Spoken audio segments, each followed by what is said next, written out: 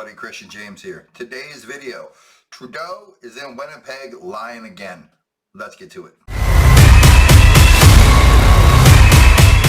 Because you talked about small businesses, I'd be remiss if I didn't ask you about CEBA, Canada Emergency Business Account. In Manitoba, there were 24,000 businesses, small and medium-sized businesses that accessed borrowed approximately $1.27 billion. I don't want to necessarily revisit the decision, but just can you speak to where you're at, the decision, but more so moving forward, what can small business expect from you and your government to help? Well, first of all, and thank you for your words on the pandemic, but we understood right away when this hit that the best way to make sure we'd come out of whatever the pandemic was going to throw at us as quickly as possible and with the best shape possible was to make sure that employees could stay on the payrolls, that businesses could close but hang in there while they needed to and bounce back, because it's way easier to turn back on the lights and give the place a good dusting than it is to rebuild from scratch after something like a pandemic. Hey Justine, do you know what the easiest thing for a business to do is to not close in the first place? 24,000 businesses, $1.5 billion they had to borrow. Or they'd have to borrow none of it if you didn't shut down the entire country over a cough. The CEBA program, but also with the direct support for families and individuals. We made a huge bet that by helping Canadians through that moment, our economy would bounce back faster. And it actually bounced back faster even than the United States. It bounced back faster than most other countries. And we had a less deadly pandemic than anyone else around the country and around the world. So at this point, he's just lying right through his teeth. We had a less deadly pandemic than the rest of the world? No, countries didn't shut down anything. They did pretty good. USAID was down. Employment rate was up. Every possible metric that could be negatively affected was negatively affected by the pandemic. There was not one positive metric. Drinking went up. Abuse went up. Everything went up. Oh, more people had dogs. So I guess that's a positive metric. More people had dogs. And then they got rid of them when they had to go back to work. You're just lying through your teeth. The best thing to do is to not interfere with everyday business. If people want to stay home because they're afraid of getting sick, let them stay home. If people want to go out because they're not cowards and aren't afraid of air, let them go out. Who are you to decide what people should do? Because you're a coward, we're all cowards? Gross. Government investment to support people through a difficult time is not just the right thing to do morally, it's the smart thing to do financially. And that's a principle that we've had from the very beginning in our investments to support communities and grow the economy from the bottom up and the middle out. When it comes to the CEBA loans, we understand that the recovery from the pandemic, even though it was quick in its initial response, has had lingering consequences. Global inflation, supply chain disruptions leading to interest rate hikes by the Bank of Canada are a real challenge, and we get that, which is why we extended the CEBA loan repayment deadlines. But at one point, we have to look at saying, okay, the emergency, it's right in the name, the emergency of the acute phase of the pandemic is over, and we have to look at other ways of moving forward. Now, the thing is, over 80% of businesses that took out CEBA loans were able to repay it by that final deadline. A number of businesses in that remaining 20% that still have a desire to do so can work with their financial institutions for another month and still benefit from the partial loan forgiveness that everyone else did by paying off at the deadline.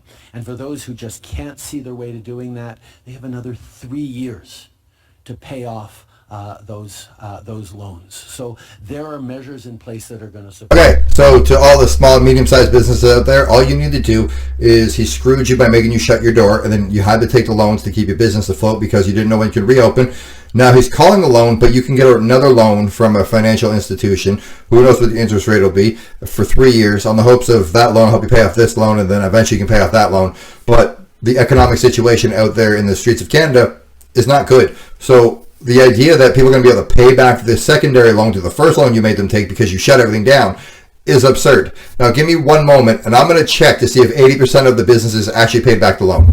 Alright, so with a quick Google search, it says an estimated 78% of businesses will be able to pay it back.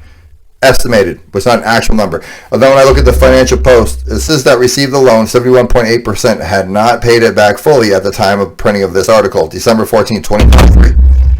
So they didn't pay it back fully. They paid back partially, and you're taking a partial payment as a full payment? You lying piece. But the best thing we can do to support small businesses in general across the country is make sure we're solving for the affordability crisis, is making sure we're putting more money in the pockets of families who need it, with things like increasing the Canada Child Benefit in terms of reducing childcare fees that has been a huge squeeze on families for so long, and Manitoba is now at $10 a day. We need more spaces. We need more early childhood educators. That's something I've talked about with Premier Canoe we're going to work on.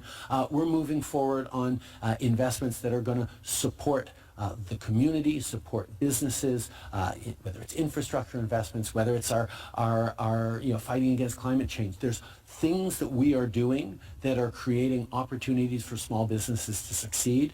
But at one point, the pandemic supports needed to come to a close so we could focus on what we're doing now and next. And like I said, 80% have repaid. That's a pretty good number that we're happy with. No, thank you very much. I appreciate you addressing the vast majority of our members are small to medium-sized businesses, but a number of the people in this room have business relationships in the United States. So let's turn south a little bit for a moment. Trump 2.0. I'd be curious to see which of you in this room have absolutely no connection and no intersection with the United States. Not a single hand went up. Okay. There we go. One or two. There we go. Okay, but that's the person that asked me to ask this question. So Trump 2.0 is quickly becoming a possible reality. CUSMA is up for review in 2026. Geopolitical tensions and conflicts are escalating worldwide. What is the federal government's approach to the White House and Congress, regardless of the election outcome, to ensure that Canadian businesses maintain unfettered access to our largest trading partner? The relationship with the United States is always one of the most important and challenging relationships any Canadian Prime Minister has to navigate. And I'm now on my third President of the United States, and regardless of whether it's Obama or Trump or Biden, the U.S. is very focused, as it has every right to be, on its own interests. So appealing to them by saying, hi, we're Canada, we're friendly, we're nice, please give us a break, doesn't matter whether it's an Obama or a Trump, that doesn't really get you. Now remember, folks, that is our fearless leader in 2024. That is the Canadian Prime Minister. Hi, we're Canada, we're friendly, give us a break. What the hell kind of business tactic is that? Hey, we're Walmart, give us a break, we're real friendly. It's the same.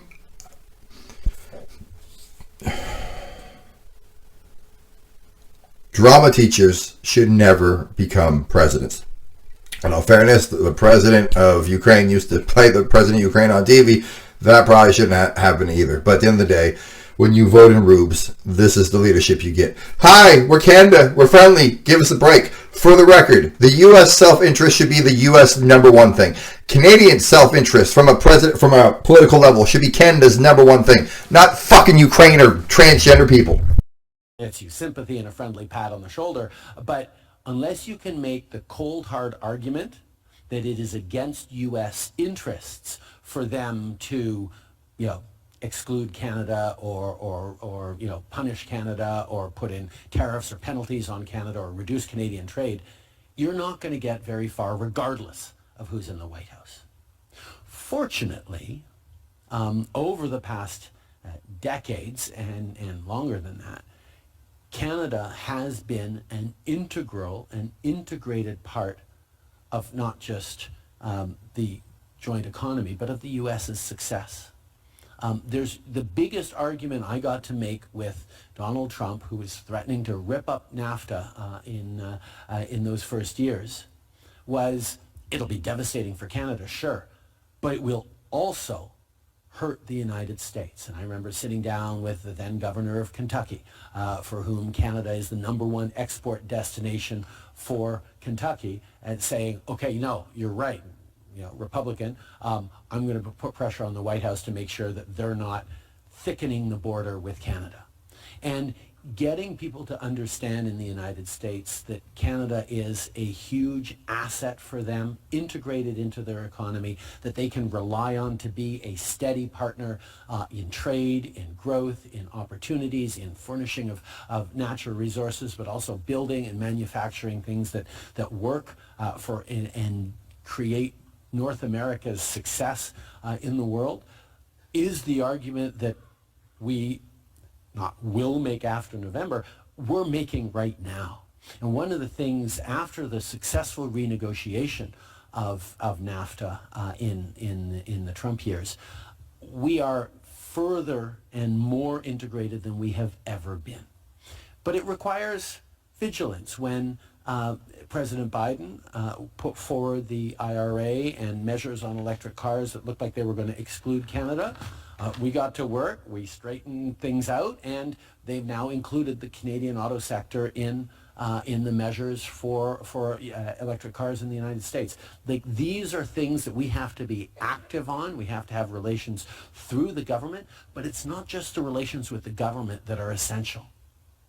That's where all of you come in. I know Manitoba does a lot of trade south with the United States, and that's great, but you need, each and every one of you, not even just after November if something happens or not, but as you engage now, as tensions flare and talks about borders and America First and protectionism in various ways spike up in the United States over the next months, you need to make sure that your friends, your customers, your clients, the people you're engaging with understand all the U.S. jobs that are linked to Canada, all the U.S. growth and opportunities and trade and benefits that come in cold hard cash from the most successful relationship in geopolitics in history. Americans, if you're watching, you heard what Fuckface said, so you tell Congress and you tell your local congressman or congresswoman or congressperson, I'm not really sure how American politics work, but you tell them that Canada said Canada is very important to you, eh? This is a huge asset of ours, and the biggest challenge is that sometimes Americans don't notice. Like, Canadians, we're always aware of the United States. Americans, they're focused on their own stuff. They're focused on the trouble spots in the world. They don't think of us as automatically as we think of them, and that's where all of us, being part of Team Canada, reminding our U.S. friends, partners, customers, clients, partners, that we are an asset worth protecting, particularly in a world of geopolitical instability and uncertainty. That. This rambling jackass never gets to the point. I'm not even sure what the point was anymore. So Americans, whatever he said, please do. Please know that I am deputizing all of you at the Winnipeg Chamber of Commerce to be part of Team Canada, and that's what we're going to have to do in thoughtful, careful ways, but in very active ways over the coming months, so that Canada doesn't become either a controversy point in the U.S. election or a target that some people decide to go after. Americans pay too much for their homes and for construction of houses. Motherfucker, just say Americans pay too much? You jackass. The city I live in 15 years ago, my neighbor bought his house for $160,000. There's my neighbor right over there on the other side of the fence. The same house, and all he's done is put on a new roof because the old roof had to be replaced, is worth over $600,000. And you're telling me Americans pay too much? On lumber that they need from Canada to build those homes. Tariffs hurt consumers of those goods. The U.S. doesn't have enough forestry to meet the demand of the U.S. construction industry, and therefore the prices of new homes in Florida, in Arizona, in New York, in California, anywhere across the country are higher than they need to be because wood is more expensive because they are punishing Canadian wood producers for construction in the United States. But let me tell you, I've been in business. I've been in business a long time. The best thing you can do about your business partners is talk shit about them on the internet. That's the best thing to do, right? Okay. Remember, guys, he's the best representative apparently Canada has to represent Canada. This guy. But I have learned that the American lumber lobby is extremely influential in Washington, and the handful of very rich individuals who control the lumber industry in the United States are almost impossible for an American president to push through. I say almost impossible because affordability and housing is a big issue in the United States as well, and I'm going to continue to talk about this because it makes no sense. It's not, oh, be nice to Canada, you should take those tariffs off. It's you are hurting your own citizens and helping your lumber oligarch. Hey, Trudeau, look, right here, okay? Look, you're hurting your own citizens. You're giving our money to Ukraine. You're spending all our money on bullshit and nonsense and taxing us into poverty. And you're worried about what Americans are doing to Americans? Make even more profits off of Americans than they should be. And that is something that would seem to me should be fixable. But, you know, we're just going to keep working on it. But yes, that's why we're obsessed with softwood lumber, because it'd be a win-win. Right now it's a lose-lose. Well, yeah, no, thank you. We're going to have to bring Obama back and have a conversation. But so I want to talk a little bit about the green economy while we still have some time. And recently, Minister Van Dal announced a major Prairies Canada investment in New Flyer Industries to support its contributions to Canada's greenhouse gas reduction targets and net zero emission by 2050. Winnipeg is indeed Net zero emissions? Impossible. Not one emission. Not one. a green hub led by NFI, Manitoba Hydro, and many others. Yet the federal government is the largest buyer in Canada. 33% of all federal spending is for goods and services, and representing about 13.3% of national GDP. What is your government doing to embrace greater green procurement policies, as have 56 governments worldwide? Yes, procurement of understanding government. Yes, we can set regulations and targets and shift laws and do all those sorts of things to encourage things. But we're also a very big business that does a lot of procurement, that does a lot of investment, a lot of supporting of small businesses, of different big businesses like New Flyer across the country. And we should be encouraging even more. We have brought in a number of new procurement targets around Indigenous, around green, around various measures, women-owned businesses in various parts of the government. But that's something that we are doing even more on now to make sure we're using that sort of low-hanging fruit method to push things along. Always a careful balance in terms of getting the best value for taxpayer money, but also incentivizing and pushing things in the right direction. But a procurer as large as the federal government should absolutely be part of making that shift. Well, Trudeau takes an break. Again, he asked you a direct question, and you don't have an answer. What are you doing? Name a program. Name a particular program. Name any part at all where we're buying more recycled toilet paper. Name something, but you can't because you're taking all our money and you're not giving a shit about the environment. That's why you spent over 100 tons of emissions going to fucking Jamaica and back. By the way, Mr. I care about reconciliation, you say you stayed at a former slave plantation. Is facing some of the consequences of American protectionism and the Buy America rules. That is something that we've actually given warning to the United States that we are looking at reciprocal procurement rules, because the reality is Canada procures a tremendous amount of our municipal services, of our provincial and federal services and goods from U.S. companies. And if we were suddenly to actually act on reciprocal procurement rules, the pushback by American companies that do very well in Canada and serve us well as well would be significant, and that's how we're working on reducing the impact of Buy American here in Canada. But at the same time, there's more to do, whether it's boosting internal trade. Like we have free trade deals with Europe, with more countries around the world than just about any other country. We have free trade deals with 2/3 of the global economy. We're the only G7 country with a free trade deal with every other G7 country.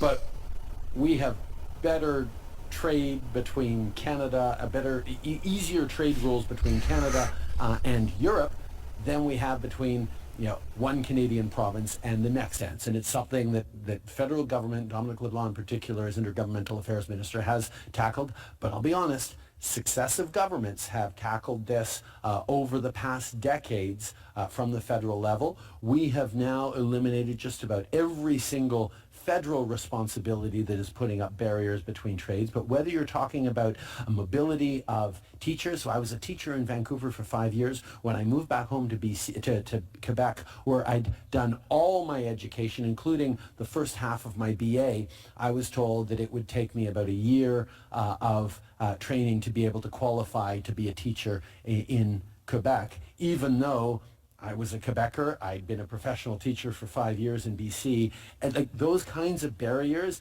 just make no sense, particularly at a time of... Most Canadians understand this. Doing anything with the province of Quebec is a pain in the ass. They're essentially their only little sovereign province in the country of Canada, where they have all their own little dumb rules because it's important to protect French. Parlez-vous français? Je m'appelle, fuck off. You need apparently 3 different first aid kits in your transport truck if you're going to cross from Newfoundland, across the ferry, across Canada to Vancouver, because regulations are different from one province to the next. These kinds of things make no sense. Actually, that was an example from a few years ago. Maybe someone has fixed it since, but those kinds of things... You don't know if anybody fixed the thing you're talking about, and you're the guy in charge of fixing everything? Things are a barrier to Canada actually benefiting from working with each other across the country. And that's something that we're going to continue to push on as well. Thank you. And of course, beer moving across the country is always an issue. Every time we talk about interprovincial that's on trade, the provinces. That's the first thing they say. Okay, yeah, but alcohol, we're not touching. Nothing gets Canadians more worked up than when we got restrictions on movement of alcohol. But talk to your provincial leaders about that. The feds are not responsible for that. I know our time's but they won't give it up. It's a lot of money. Our time's drawing to a close here, but I did want to sneak in one quick question because we're here located at the WAG in the heart of our city, downtown. And we know downtowns across Canada are facing stark social and economic challenges amplified by the pandemic. This has led to growing calls for national action, be it from the International Downtown Association Canada or the Canadian Global Cities Council, of which our chamber is a member of. Please describe your thoughts on the state of Canada's downtown and the need for a national urban strategy that promotes downtown investment, social supports, while ensuring public safety. Just a few weeks ago, the Prairie City mayors were in Ottawa talking about this, and it's something that really, really matters. The downtown should be the heart of the city. It should be a place people come, place people choose to live. People come for an evening in a restaurant, not just come in for a Jets game and go straight back out home, but actually places where people gather, where people meet, where you get that ebullience of ideas, of diversity, of success that then radiates not just outwards from there across the region, but has an impact on the entire country.